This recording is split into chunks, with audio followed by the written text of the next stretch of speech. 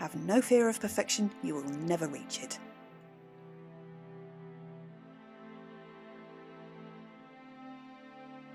Hello, welcome to another Arty Mouse film. This week I've had some requests to talk about space. Not outer space, unfortunately, but where to find your space, how to use it, how to make and manage your time, how to fit creativity into all the other parts of your busy life. I want you to watch this film today and move on feeling positive, organised and ready to work on something cool. I am cheering you on every step of the way. Firstly, working on your dining table or in the kitchen won't work. You'll always need to move your stuff to have dinner or be distracted by other people quite justifiably using the space around you. So it's important to find a designated space that belongs to you only. If you don't have a room you can dedicate to this, find a nook in a bedroom that you can put a desk in. Move your equipment to this space if you can too. It's easy to get distracted if you have to go all over the house collecting pencils, paper and paint before you even start. For example, I have a tall shelf in the same room as my desk, and it only has my art paraphernalia on it, my equipment, what I'm currently working on and my sketchbooks.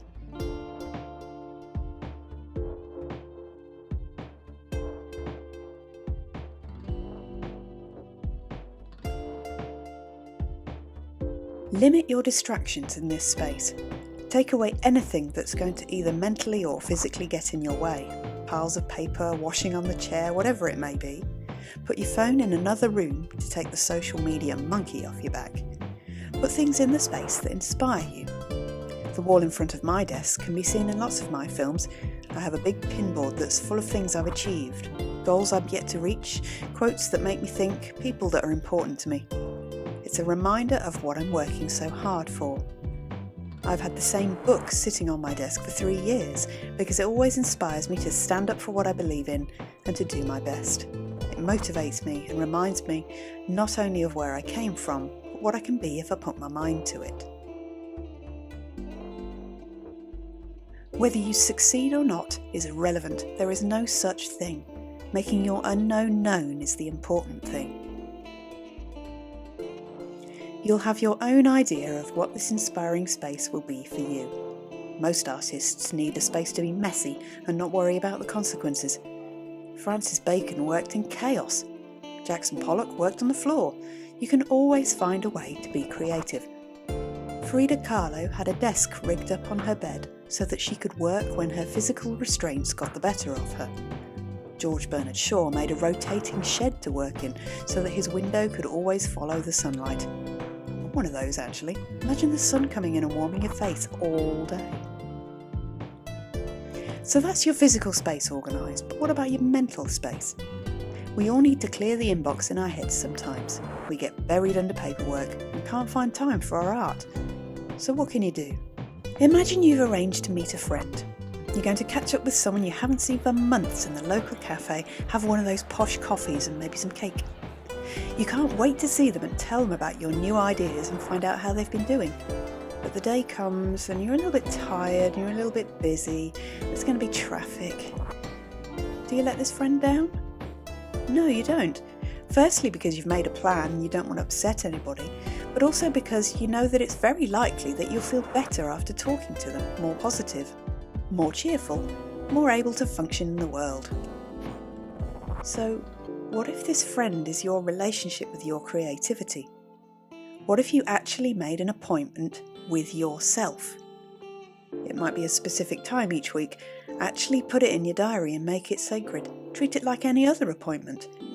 Now, I know that you can't turn creativity on and off like that, but if you have a designated space where you can just sit down and get a bit further with a project, pick it up where you left off without farting about and getting the space prepared or finding what you need to carry on, you're going to improve your relationship with your own creativity.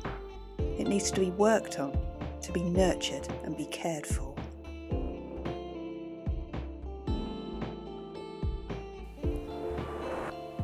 It's not so much where my motivation comes from, but rather how it manages to survive. Do you feel guilty for allowing yourself time for this? Many do, because the shoulds get in the way. I should be cleaning, I should be answering emails, but it's self-care in my opinion. I need to be creative, and I know you do too. I need a release from the world when it frequently starts to wind me up. I regularly make myself sit in a calm space and just doodle, and it isn't about the creative outcome, it's about the creative act. So don't feel guilty for keeping yourself levelled. I feel like I'm a better person when I'm calm, and creativity calms me, so to my mind it's a necessity rather than an indulgence. You need boundaries, both physically and mentally. You need the physical space to work that's yours only. You need a mental space that has boundaries. So give yourself permission to find the edge of your space, and then allow yourself to go and live in it. Go and make interesting mistakes. Make amazing mistakes. Make glorious and fantastic mistakes. Break rules. Leave the world more interesting for your being here. Make good art.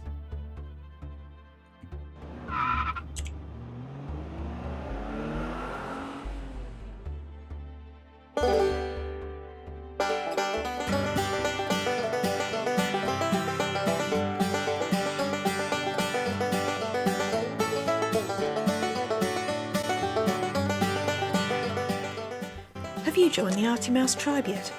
If not, why not? There are plenty of places to join in and show us your work and be inspired by other people.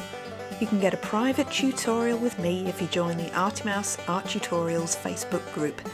Join me on Instagram at ArtyMouse76 and click the link below to find extra weekly tips that nobody else is getting. Come and find out what we're all about, and you'll be very welcome in our tribe.